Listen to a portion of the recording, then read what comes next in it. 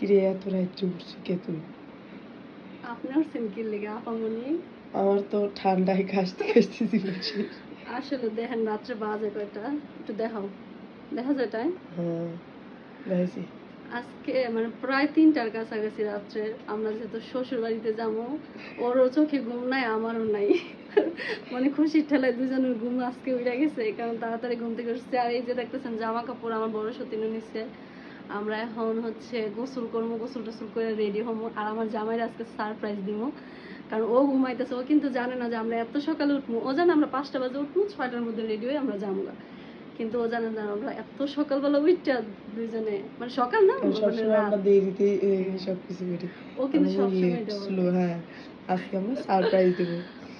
এই কারণে আজকে আর আজকে আমার অনেক ঠান্ডা লাগছে। আমি 1টা 1:30টার দিকে উঠছি না মানে ওইটা হইতে পারি না, কিন্তু মানে আমি ওর কাশতেছি। কাশির শব্দ শুনে ঘুম থেকে উঠাইছি। এখন চলো গোসল দিতে যাই। আচ্ছা গোসল করে আসি, আসার পর বাকি আমরা কিভাবে রেডি হই আপনাদেরকে আজকে দেখাবো। আচ্ছা।